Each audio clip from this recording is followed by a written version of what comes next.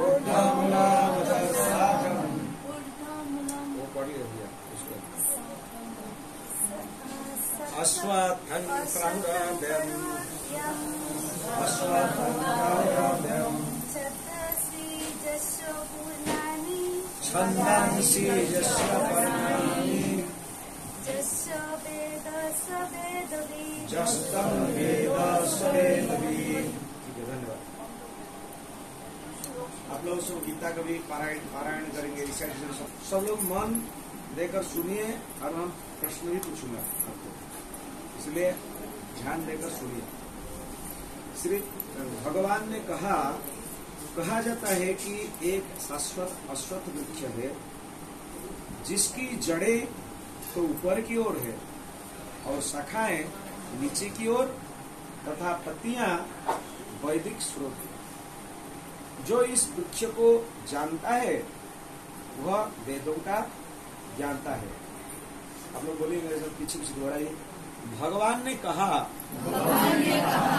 कहा जाता है कि एक शाश्वत अश्वत्थ वृक्ष है जिसकी जड़ें तो ऊपर की ओर है और शाखाएं नीचे की ओर तथा पत्तियां वैदिक स्रोत हैं। जो इस वृक्ष को जानता है वह वेदों का जानता है। तात्पर्य सुनो, ध्यान सुनिए। भक्ति योग की महत्ता की विवेचना के बाद यह पूछा जा सकता है वेदों का क्या प्रयोजन है। इस अध्याय में बताया गया है कि वैदिक अध्ययन का प्रयोजन कृष्ण को समझना है। अतएव जो कृष्ण भावना भावित है, जो भक्ति में रहते हैं, वो वेदों को पहले से ही जानता है। इस भक्ति जगत के बंधन की तुलना अश्वत्थ वृक्ष के वृक्ष से की गई। जो व्यक्ति सकाम कर्मों में लगा है उसके लिए इस वृक्ष का कोई अंत नहीं है। वह एक शाखा से दूसरी में और दूसरी से तीसरी में घूमता रहता है। इस जगत रूपी वृक्ष का कोई अंत नहीं है और जो इस वृक्ष में आसक्त है उसकी मुक्ति की कोई संभावना नहीं है। वैदिक स्रोत जो आत्मोन्नति के लिए है वही इस वृक्ष के पत्ते हैं। इस वृक्ष की जड़ें ऊपर की ओर बढ़ती है क्योंकि वे इस ब्रह्मांड के सर्वोच्च लोक से प्रारंभ होती है जहाँ परम ब्रह्म स्थित है। यदि कोई इस मोहरूपी अविनाशी वृक्ष को समझ लेता है तो वह इससे बाहर निकल सकता है। बाहर निकलने की इस विधि को जानना आवश्यक है। जैसे बाहर निकल सकते, पिछले अध्यायों में बताया जा चुका है कि भवबंधन से निकलने की कई विधियां हैं।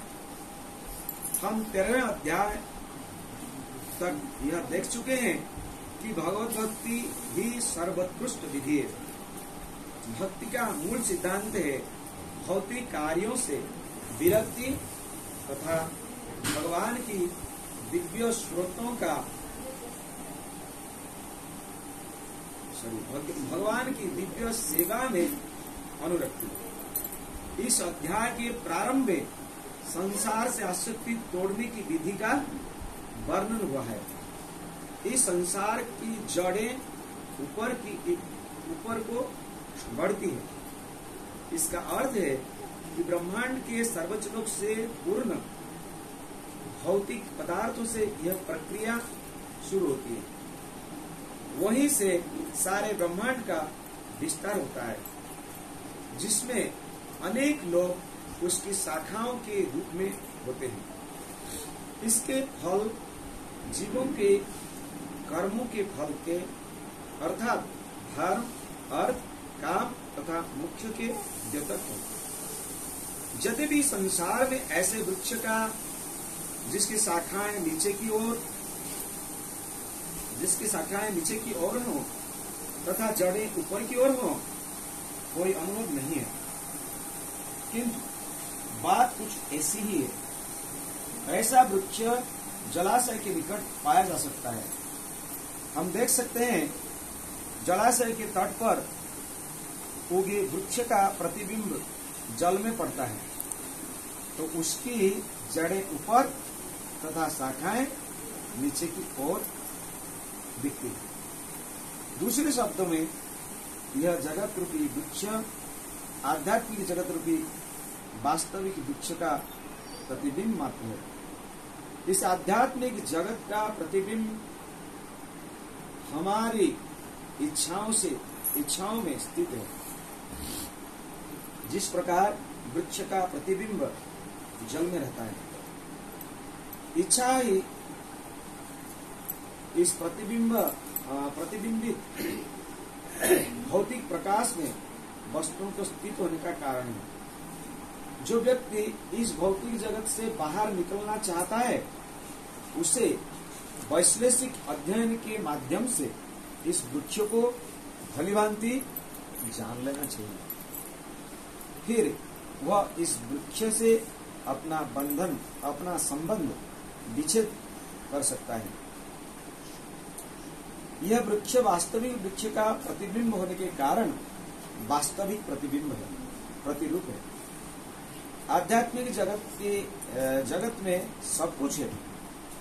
ब्रह्म को निर्विशेषवादी इस भौतिक वृक्ष का मूल मानते हैं और सांख्य दर्शन के अनुसार इस मूल से पहले प्रकृति, पुरुष और तब 3 गुण निकलते हैं और फिर 5 क्रूर तत्व, 5 महाभूत, फिर 10 इंद्रिया, मन आदि। इस प्रकार वे सारे संसार को 24 तत्वों में विभाजित करते हैं। यदि ब्रह्म समस्त अभिव्यक्तियों का केंद्र है, तो एक प्रकार से यह भौतिक जगत 180 अंश 180 डिग्री गोलार्ध में है और दूसरे 180 अंश गोलार्ध में आध्यात्मिक जगत है।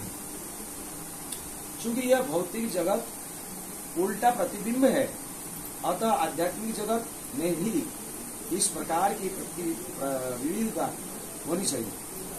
प्रकृति परमेश्वर की बहिरंगा शक्ति है और पुरुष साक्षात परमेश्वर है।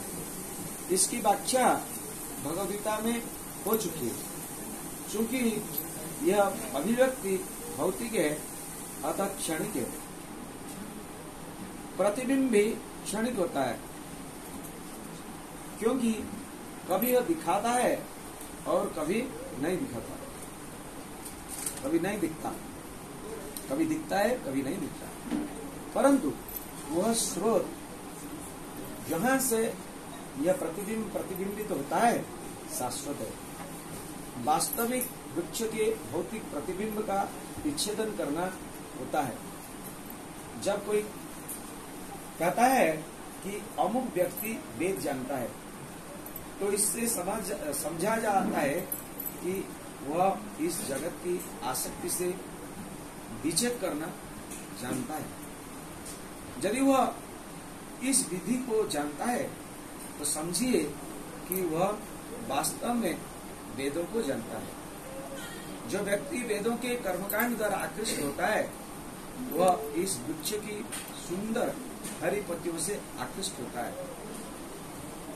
जो व्यक्ति वेदों की कर्मकांड द्वारा आकृष्ट होता है, तो वह इस वृक्ष की सुंदर हरी पत्तियों की आकृष्ट होता है, हरी पत्तियों से आकृष्ट होता है।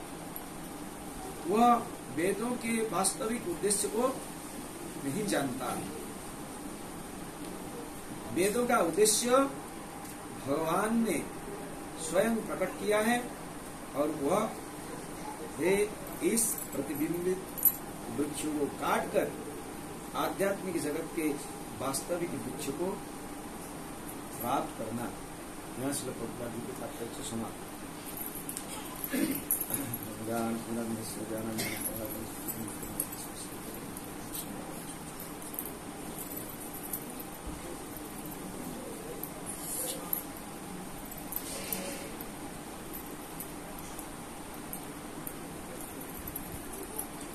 तो ये जो पुरुषोत्तम योग,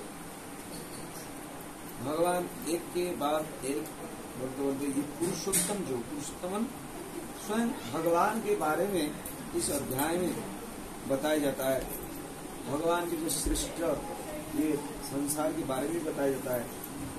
तो इसको जानना बहुत गुरुत्वपूर्ण है। हाँ।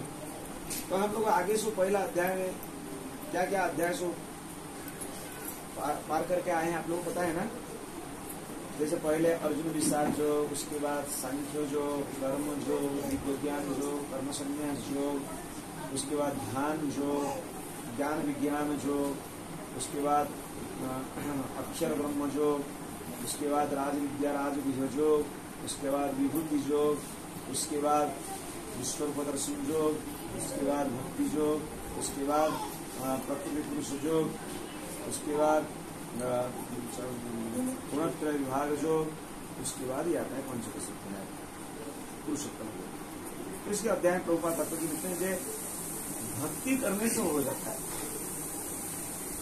वेद का लक्ष्य ही वेदिष्ट सर्वे हमें वेद।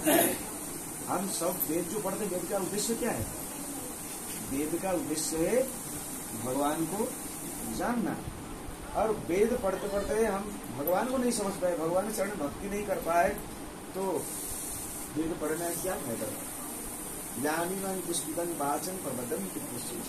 तो वेद में बहुत सुंदर सुंदर सब लुभाने वाले बात बताए गए। आप ऐसे करोगे स्वर्ग प्राप्ति होगा, ऐसे करने तो आपका ये सिद्धि मिल जाएगा। लेकिन भगवान की जो भक्ति करता है उसको सारे सिद्धि उसका कर्तलगत है, उसको सारे सिद्धि प्राप्त होगा। तो इसलिए ये भक्ति जो इसको अच्छे से समझना चाहिए। तो भक्ति योग आप लोग पढ़े, जो गीता पढ़ते हैं, भक्ति योग में क्या बोलते हैं? भक्ति योग के बारे में इधर गीता कितने लोग पढ़ते हैं? 1, 2, 3 और कोई नहीं पढ़ते हैं। तो आप लोगों के पास गीता नहीं है, तो आज जिसके पास गीता नहीं है ले लीजिए, पढ़िए। तो भगवान भक्ति योग का विवेचना करते हुए कोई भी मैंने ये बताते हैं कि कोई पूछ सकता है तो भक्ति योग तो सब हो जाता है, तो वेद को जानना है क्या है? क्या प्रयोजन? क्योंकि ये सबको जानना है। उपनिषद में, ईशोपनिषद में वाक्य विद्या को जानना है, अविद्या को भी जानना है। अब गलत काम क्या है उसको भी जानना है, अच्छा काम क्या है उसको भी जानना है। नहीं तो आपको गलत अच्छा समझ में नहीं आएगा ना, है कि नहीं? बात को अच्छा समझिए। तो इसलिए संसार के बारे में भी जानना है। इस संसार को इस अध्याय में भगवान एक वृक्ष के उल्टा अश्वत्थ वृक्ष के साथ तुलना कर रहे हैं। अश्वत्थ वृक्ष देखे हैं आप लोग? पीपल ट्री, बटगाछ नहीं है। बटगाछ वो बानियन ट्री, उसको पीपल ट्री बोलते हैं। वो जिसका पत्ता हमेशा इसी मिलता है। कहीं इधर तो हम देख रहे हैं, हाँ, तो वो अश्वत्थ वृक्ष के साथ तुलना किया गया।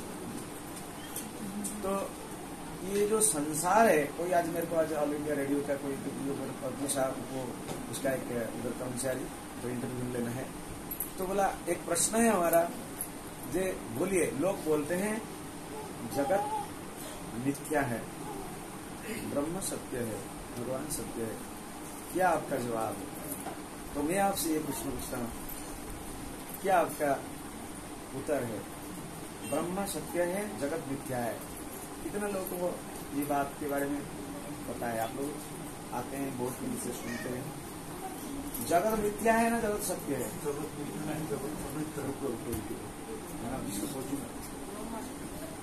जगत मिथ्या है ना जगत सत्य है? ये कुछ नहीं बोल सकते। जब क्लास में बच्चे लोग पढ़ते हैं तो टीचर कभी क्वेश्चन करते हैं तो इंटरेक्टिव, तो छात्र अगर अच्छे हैं तो बोलना चाहिए। हाँ, हमें तो कुछ बोल नहीं देता, अब ऐसे हर दिन आते हैं सुनते हैं, लेकिन आपको कोई कुछ प्रश्न किया कुछ नहीं बोल पाए, हम लोग बोलते हैं ना हमारा बच्चे लोग को हमारा शास्त्र के बारे में जानना है, आप लोग देखते हैं, इसीलिए दूसरे लोग हमको बोलते हैं आगे करो ना, इसको पालन करो ना, इसको आपको पूरा भुला देते हैं।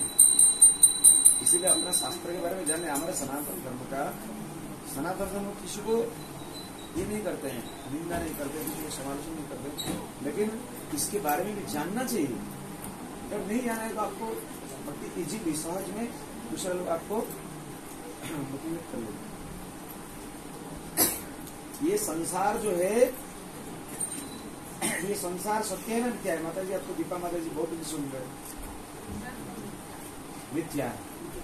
अच्छा, ये क्या नाम, अपना नाम भूल गया, उज्ज्वल जी। संसार मिथ्या है ना सत्य है? मिथ्या है।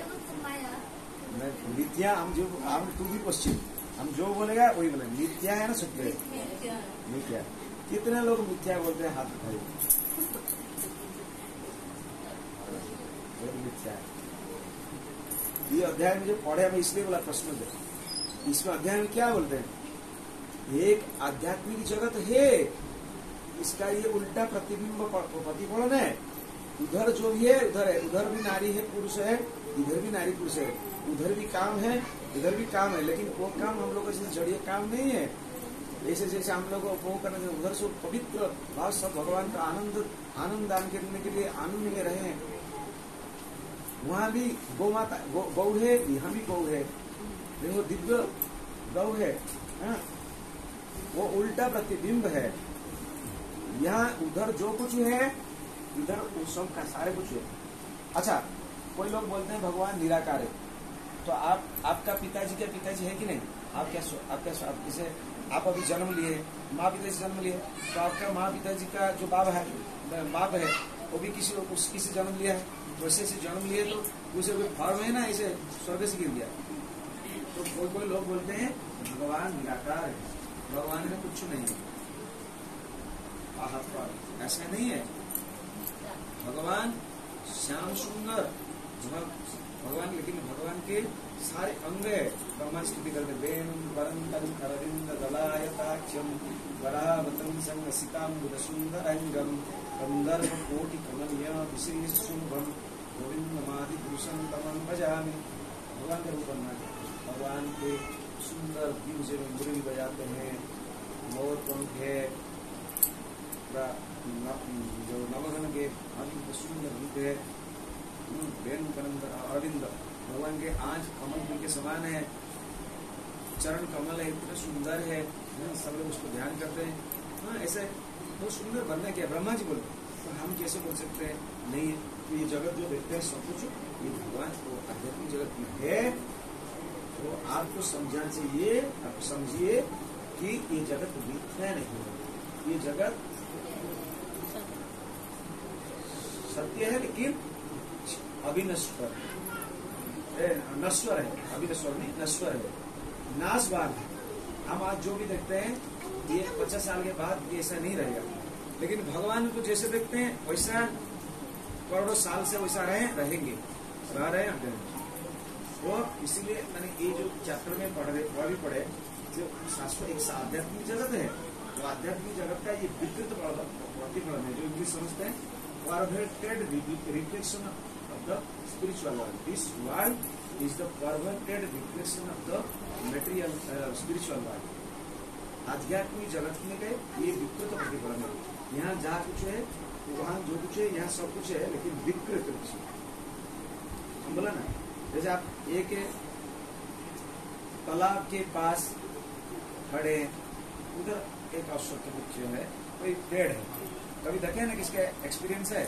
तो पेड़ उधर देखते हैं तो पेड़ तो ऐसे खड़ा हुआ है, लेकिन उसका पानी जो पूरा जड़ नीचे है, उसे पूरा डाली हुई सब वैसे। तो ये सबको हमको जानना चाहिए, ये सारे ये हमारे जो ज्ञान इस भगवान बताते हैं जानना चाहिए। तो ये संसार के बारे में आप जानेंगे तो इस संसार से छुटकारा पाने का आपका इच्छा होगा। अरे मैं कहाँ, मैं क्या हूँ, मैं कहाँ पड़ा हूँ? हमारा सबका स्वरूप क्या है? हमारा जो असल रूप क्या है? हाँ, धन्यवाद। जैसे बोल लेंगे जीवेर स्वरूप है कृष्णेर नित्य दास।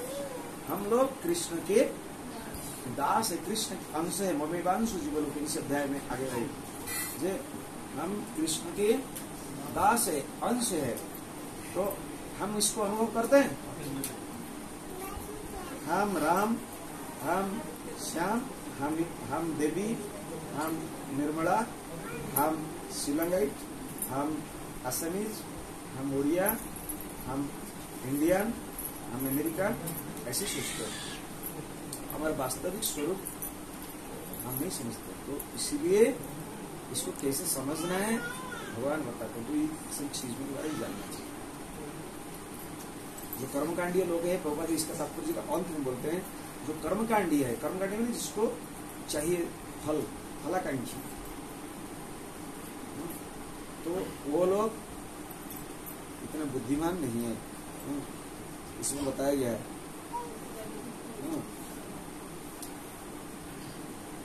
यह वेदों के वास्तविक उद्देश्य को नहीं जानता है। तो समझिए कि वो वास्तव में वेदों को जानता है, जो ये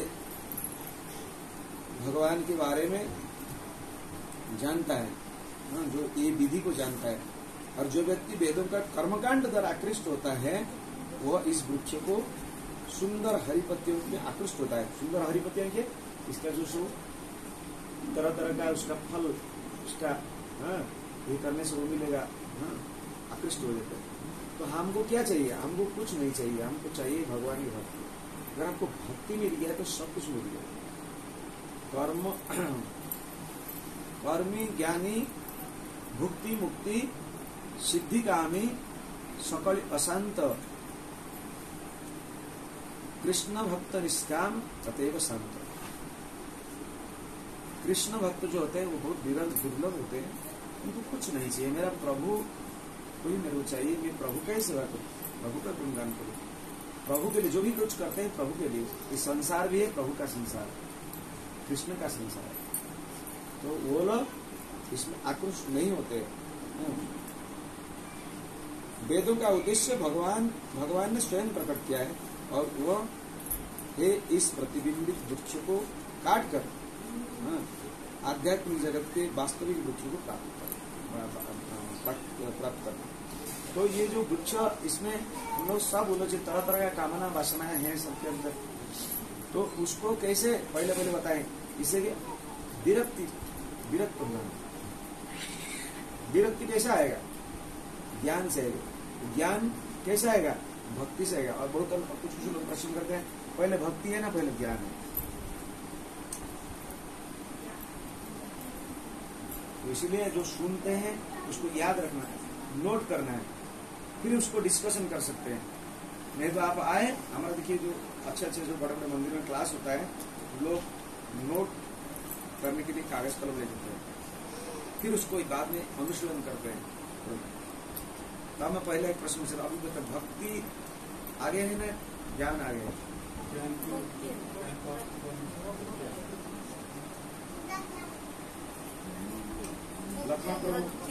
भक्ति से ज्ञान आता है ना ज्ञान से भक्ति आता है? ज्ञान से भक्ति आता है। तो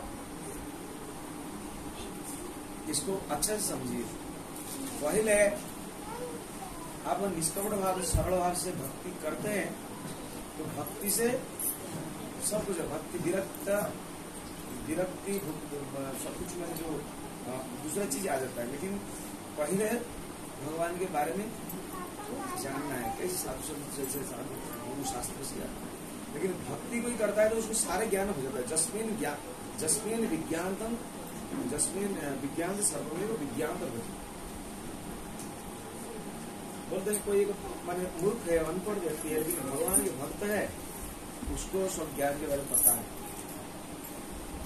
इसलिए भक्ति का श्रेष्ठत्व बताएगा। भक्ति होने से वैराग्य भी आता है, ज्ञान भी आता है, सब कुछ आता है। लेकिन ये भक्ति करेंगे तब उसमें भक्ति जो प्राइमरी जो प्रथम नॉलेज कुछ आपको ये होना चाहिए, उसके बारे में हम सुन रहे हैं, करने के बाद थोड़ी सुने तो उसको भक्ति के भक्ति जो को अभ्यास करना है। भक्ति जो अभ्यास करने से आपका होता है, जो महामंत्र जप करते हैं हम हमेशा, तो बहुत सारी चीज पता होती है, फिर वो धीरे धीरे। इसका मतलब नहीं कि हम लोग को ये ज्ञान धारण नहीं करें। ज्ञान कौन सा ज्ञान? भगवत भक्ति विषय ज्ञान नहीं जी। मैं बहुत सारे लोग हैं वो शास्त्र को मैंने से तर्क वितर्क करने के लिए मैं बहुत जानता हूँ, अमुक का गांधारी का पिताजी का नाम क्या है, जो अननेसेसरी क्वेश्चन, महाभारत का युद्ध कितने घंटा हुआ था, बेकार बेकार प्रश्न ऐसे।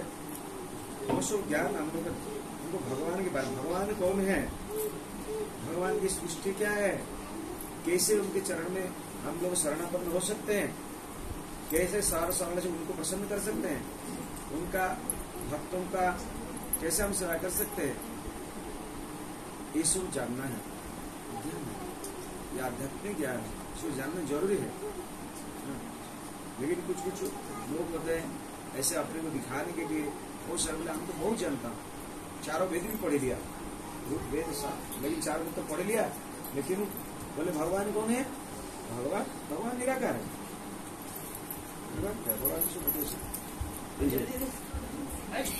उसको बच्चा को ले, किसका बच्चा है?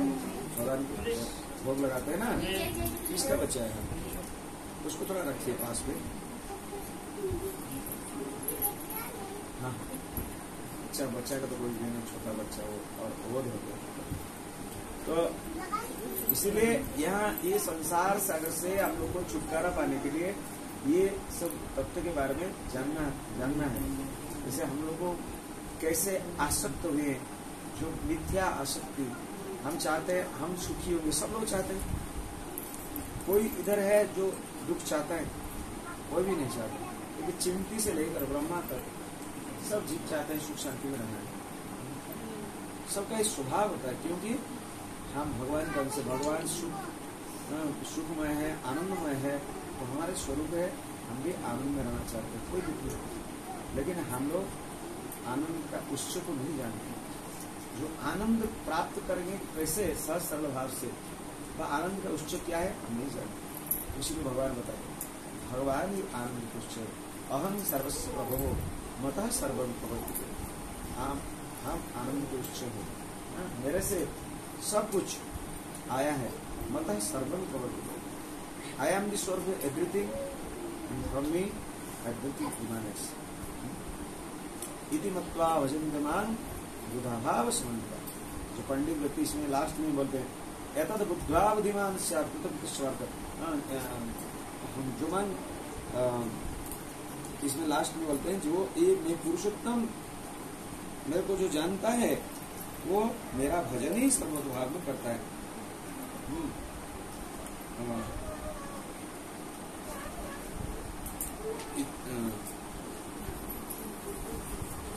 जो माम एवं असम्मूढ़ो जानाति पुरुषोत्तमं स सर्वविद भजतिमान सर्वभाव भाव। जो असम्मूढ़, भगवान डायरेक्टली किसी को गाली में भगवान कितना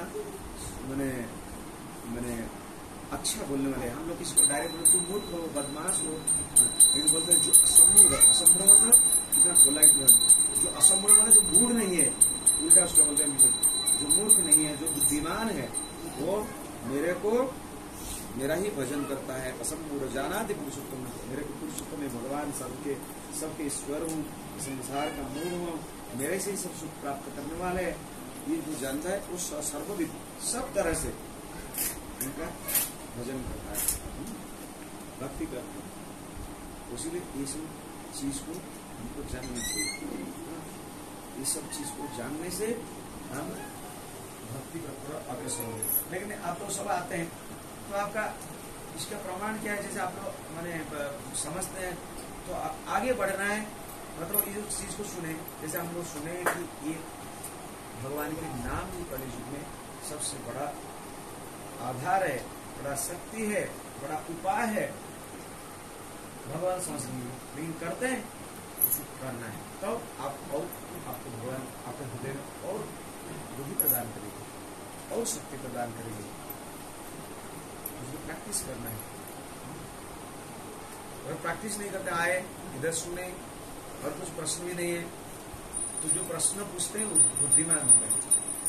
जो प्रश्न नहीं पूछते हैं, जैसे क्लास में जो इंटेलिजेंट बच्चा होते हैं वो बहुत प्रश्न पूछते हैं, ये क्या है उसे।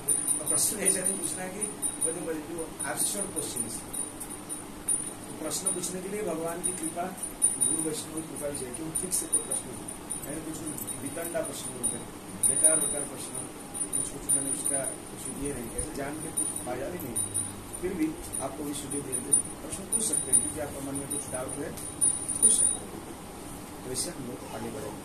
तो मैं आप सबसे निवेदन करता हूँ, ये कड़ी युग में जो सहज सरल साधन है संस्कृत को समझने के लिए, भक्ति मार्ग में अग्रगति करने के लिए, ज्ञान प्राप्त करने के लिए, ये भगवान की भक्ति है। चैतन्य महाप्रभु पहला श्लोक में क्या बोले? शिक्षाष्टक का जो पहला श्लोक है क्या है, किसको पता है? बोलो, हाथ उठाइए, किसके पता है? एक आदमी का नहीं पता है। तो आप लोग जो भक्ति प्रजा शिक्षाष्टकम चैतन्य महाप्रभु द्वारा वो दिया गया है। चैतन्य महाप्रभु स्वयं भगवान है, बहुत सारे शिक्षा दिए हैं, लेकिन ये 8 श्लोक में उनका सारे शिक्षा निहित है। तो पहला श्लोक क्या है, अब थोड़ा सुनाइए सबको।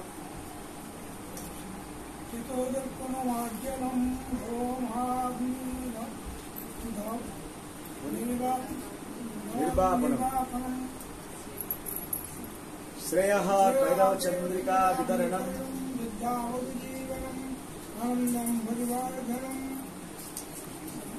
प्रतिपदं पूर्णामृता स्वादनम सर्वात्मस्नपनं परं विजयते श्री कृष्ण संकीर्तन। आप लोग संस्कृत में तो समझ में नहीं आता होगा, तो इसमें एक शब्द है विद्या वधु जीवनम। विद्या वधु जीवनम, विद्या मतलब क्या है? विद्या क्या है? क्या विद्या कर तो नहीं जानते? विद्या माने विद्या, विद्या नॉलेज, ज्ञान, इतने तो बोल सकते हैं। विद्या विद्या है इसका अर्थ भी बोलेंगे ना, तो विद्या ज्ञान, विद्या रूपी वधु, विद्या रूपी विद्या को बहू के साथ दिया। बहू का सौंदर्य कैसे बढ़ता है? सुंदर खाली कैसे सुंदर? जिसका पति नहीं है तो सुंदर लगता है। शास्त्र में बताया गया, संस्कृति में एक चाणक्य पंडित बोल रहे, जे नारी का सौंदर्य बढ़ता है जिसके पास पति है, जिसका पति नहीं है उसका सौंदर्य नहीं है। इसलिए विद्या रूपी वधु का ये जो नाम है भगवान के जीवन है, तो ये नाम लेने से ही आप सारे ज्ञान को प्राप्त होता है।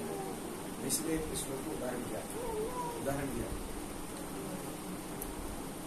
समस्त विद्याओं के राजा है भगवान भगवत भक्ति। हमारा जो नवम अध्याय में राज विद्या राजवीय विज्ञान के ये जो विज्ञान के राजा है, इदम जुटे वियतमं प्रवच्यान सूर्य ज्ञान विज्ञान जज्ञान राज विद्या राजगुह्यम पवित्रम इदम तमम। राज विद्या, किंग ऑफ ऑल नॉलेज। विद्या, अब देखिए हम लोग एक राज विद्या बोल के किताब है पढ़ी, उसमें क्या king of knowledge, king of knowledge. इसलिए भगवान की भक्ति करिए, भगवान नाम ग्रहण करिए। आप लोग कृषि पुण्य नाम आए हैं, हम सबसे अनुरोध करते हैं कि आप लोग जो जॉब नहीं करते करिए, उसमें कोई फिक्र नहीं। दीक्षा पुरस्चर्या आदि अपेक्षा ना करिए। कोई बोलेंगे, हम बहुत सारे लोगों का ऐसा धारणा है कि हम दीक्षा नहीं लेंगे। अब दूसरा कुछ ऐसे ये लोग होते हैं, मैंने दूसरा पंथी या कुछ लोग भी होते हैं, बोलते हैं नहीं दीक्षा नहीं ले, अभी नहीं लेना। ये हरिन प्रभुपाद ऐसे ही लोगों परिवर्तन किए। वो जो म्लेच्छ लोग है, वो लोग कुछ नहीं, नाम लेते लेते ही पवित्र होते। ऐसा नहीं कि दीक्षा नहीं लेना, दीक्षा तो लेना है, सबको दीक्षा लेना है। दीक्षा का मतलब होता है दिव्य ज्ञानम जदाद्वतो, दिव्य ज्ञानम जतो ददाति। तो दीक्षा लेने से ज्ञान प्राप्त है, लेकिन वो दीक्षा लिया है उसको कुछ भी पता नहीं क्या। इसीलिए सावधान भी रहना चाहिए। मैं दीक्षा लिया हूँ, एक प्रमोशन हुआ है, तो मेरे को भी शास्त्र के बारे में, सिद्धांत के बारे में, भक्ति के बारे में कुछ बताना चाहिए। कोई बोल दिया कि हम ग्रेजुएशन कंप्लीट करके आए हो, हमारे आप गुरु जी एक बार पूछे थे तुम हिस्ट्री ऑनर्स लिया था, हाँ, तो ये फ्रेंच रेवोल्यूशन कब हुआ था, तो ऐसे पूछ दिया। तो ऐसे आप बोलेंगे मैं दिखा लिया हूँ, आपको दिखा हुआ कुछ प्रश्न पूछेंगे, आप पूछो नहीं, आप क्या हुआ, शर्म का बात हुआ नहीं। आप क्लास 10 में पढ़ते हैं, आपको 10 क्लास में पूछो तो कुछ प्रश्न, और क्लास 5 का प्रश्न पूछ दिए, आप नहीं बोल पाएंगे। इसलिए शास्त्र भी पढ़ना है, जानना है।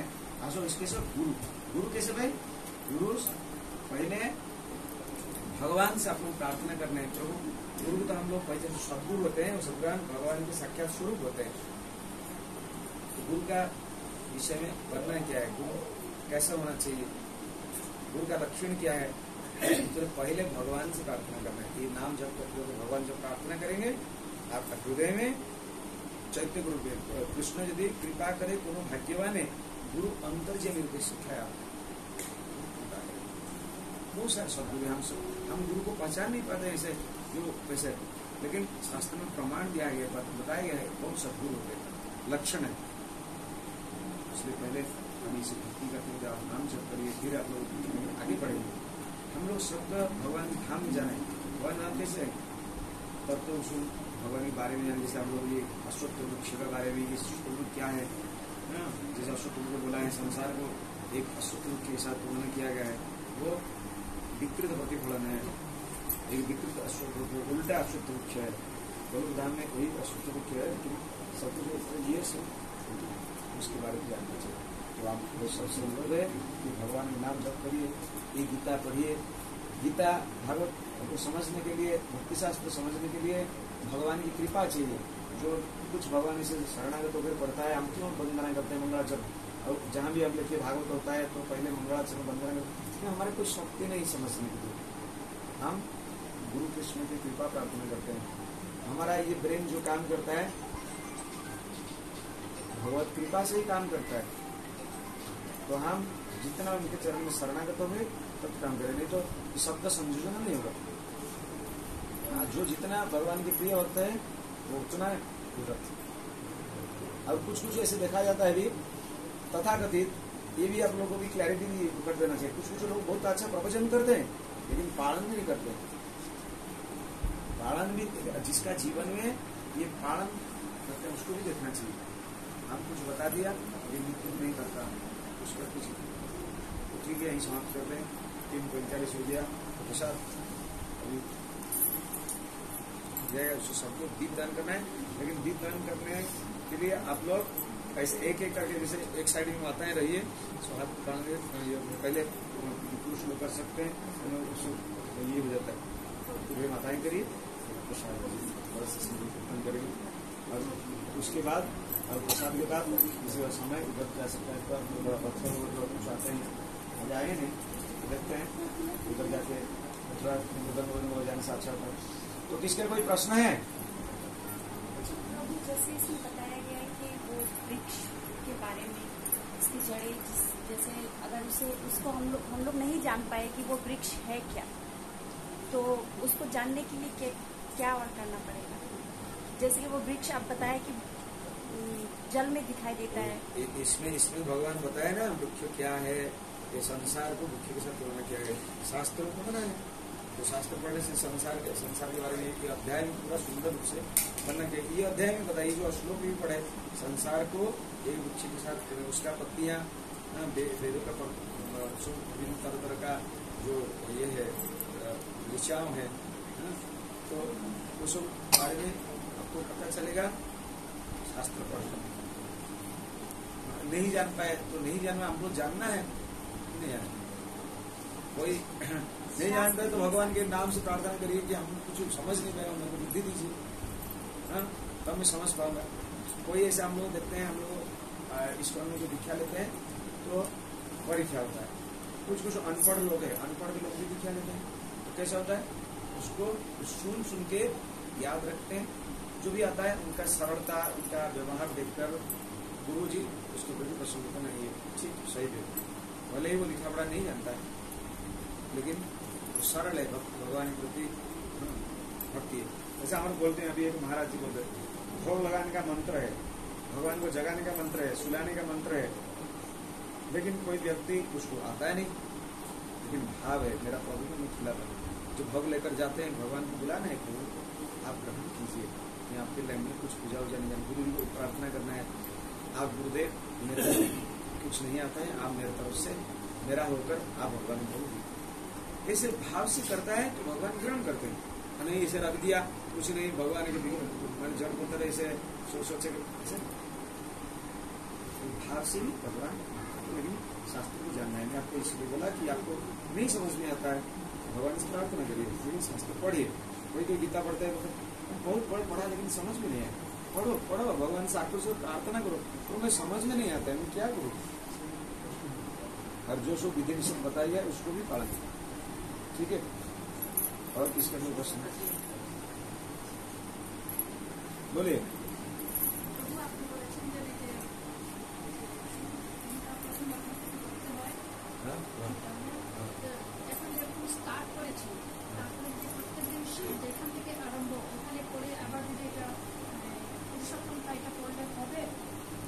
কেন হবে না, এটা তো এক্সট্রা আমরা ভগবানের প্রসঙ্গে পড়েছি। আর আপনি যদি এই মাসে গীতা তো পড়ছেন, এই মাসে যদি পড়লেন বুঝলেন, কিন্তু প্রথম থেকে পড়লে বুঝতে পারবেন ভালো। অনেক লোক ভাগবত প্রথম স্কন্ধ না পড়িয়া একদম রাসলীলা দশম স্কন্ধ পড়ে। তো প্রভুপাদ এটাকে ইয়ে করছেন, সমালোচনা করছেন যে প্রথমে ভগবানকে, ভগবান সৃষ্টি কি, ভগবান সম্বন্ধে ভগবানের মহানতা কি এগুলো না জানিয়া সিধা রাসলীলা প্রবেশ করে না সহজে। হ্যাঁ, মানে ভগবান ভগবত্তা সম্বন্ধে জানতে লাগে। যেরকম রাধা কুণ্ডে স্নান, অনেক লোক এখানে অনেক বাচ্চা রাধা কুণ্ডে স্নান করতে, রাধা কুণ্ডে স্নান করলে প্রেম প্রাপ্তি হয়ে যাবে, তারপর ঠিক আছে প্রেম প্রাপ্তি হবে। কিন্তু প্রথমে ক্ষেত্রে রূপ গোস্বামী 12টা শ্লোক দিয়েছেন, সেগুলো পালন করছেন। অত্যাহার প্রয়াসশ্চ প্রজোপন্যমাগ্রহ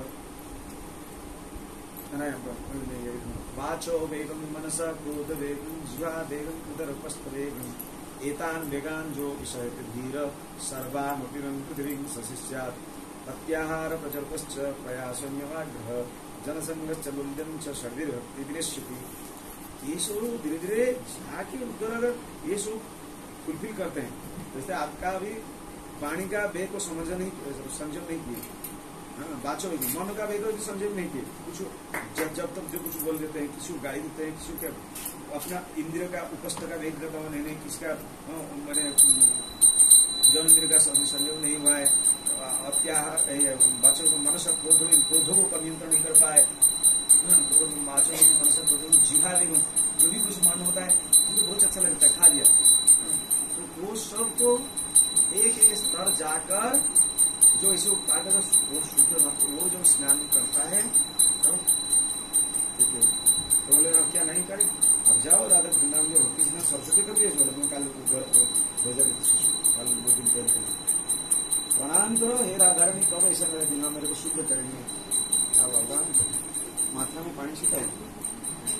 हाँ, हम जो वृंदावन रहते हैं लोगों को पता नहीं, वो आगे सीधा पैर धो देते हैं।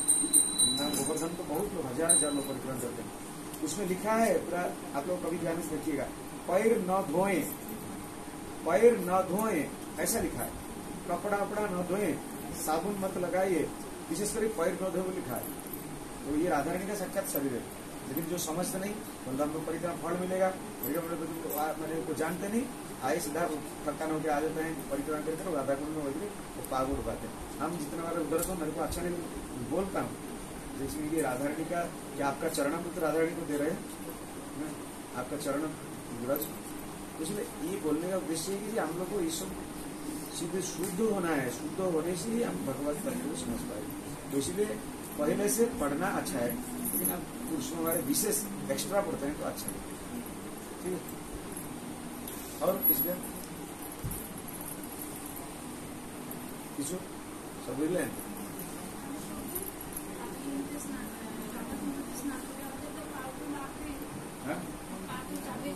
স্নান করার সময় কিছু স্নান যে স্নান করবে যখন সেইভাবে আগে প্রথমে আগে সেই জন্য বলেছেন আমরা, আমার গুরু মহারাজ আমি যখন জিজ্ঞাসা করছিলাম যে আমি রাধাকুণ্ডে স্নান করবো কি না করবো, সেরকম ডাইরেক্ট কিছু বললেন, डायरेक्ट हमने बोला आम तो नहीं स्नान करता हूँ, I am not taking bath ना। तो 2-3 बार ऐसे बोले, तो हम वरिष्ठ लोग से, हम महाराज लोग से हम उसको अर्थ पूछा, क्यों ऐसे बोले देखिए राधा कुंड में तो स्नान करने के लिए उस समय उपदेश दिए, लेकिन राधा कुंड में कहीं स्नान करना है उस भाव को उसको भी जानना है। अगर नहीं जानते, मैं पहले एकदम जो मैंने तो बहुत अच्छा लगता, मैं तो इस्कॉन के साथ मैंने थोड़ा सा संप्रदाय लेकिन जानता नहीं, मैं पूरा तैरता था।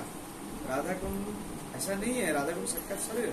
तो जब हम तो गुरु महाराज बोले तो बोले क्यों ऐसे बोले ना, प्रभुपाद जो थे इस संसार में तो उनके साथ विदेशी लोग बहुत सारे और भी इंडियन लोग थे, तो वो लोग राधा कुंड में स्नान करने के लिए पूरा कोई तरता है, कोई उछलता है, कूदता है। तो प्रभु बोले from today nobody should take bath, तो आज से कोई राधा कुंड स्नान नहीं करता। तो कोई भक्तिभाव ऐसे भजन करता है ठीक से, भक्तिभाव किसी गुरुदेव अधिकार दिए, हमारे भी गुरुदेव जो हमारे को ऐसे बोलते, क्योंकि बोले ठीक है, बोले गुरु महाराज हमको स्नान करना है, तो रेयर बोलते, बोले ओके, किसको बोले ना you should not take bath. तो इसीलिए ये जो राधा कुंड में जो स्नान करेंगे, स्नान करने से तो पहले तो आपको ये क्वालिफाई करना है, अब करेंगे तो राधा रानी को प्रणाम करके जब स्नान करते हैं दोष नहीं होता, स्नान कर तो पार तो किसी जाएगा, अब किसे उल्टा करके पार करके स्नान करेंगे, स्नान तो करना है। तो लेकिन पहले आपको ये बात जानना है कि हम ये काम क्रोध लोभ मोह मद मात्सर्य से मुक्त हो क्या, इसको कैसे करना है, तो भगवान की भक्ति गाढ़ से करना है, गाढ़ता से, ठीक है।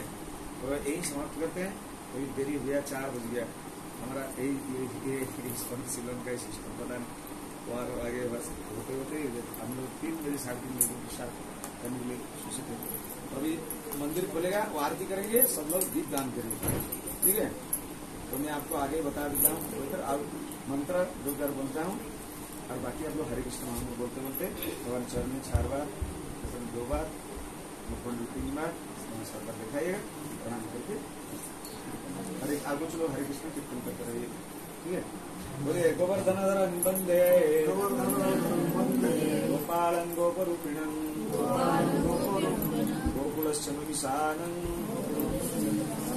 गोविन्दं गोपिकाप्रियं वन्दे नवघनश्यामं विभूषं मुरलीधरं पीताम्बरधरं देवं सनातन पुरुषोत्तमं। हरे कृष्णा कृष्ण कृष्ण हरे हरे, हरे राम राम राम हरे हरे। जय भगवत महारानी समद्विता की, प्रभुपाद की, भक्त वृंद की, अनंत कोटि वैष्णव धाम लीला परिकर वृंद की, पुरुषोत्तम मास की। हरे कृष्ण मंदिर खुलेगा तो कुछ लोग हरे कृष्ण महामंत्र कीर्तन करिए, और कुछ लोग जैसे पहले श्रृंखला ऐसा होना चाहिए, पैसे तो प्रभु जी को दे दीजिए, फिर उसके बाद माताएं दीजिए। अब इधर पानी रहेगा, वो पानी के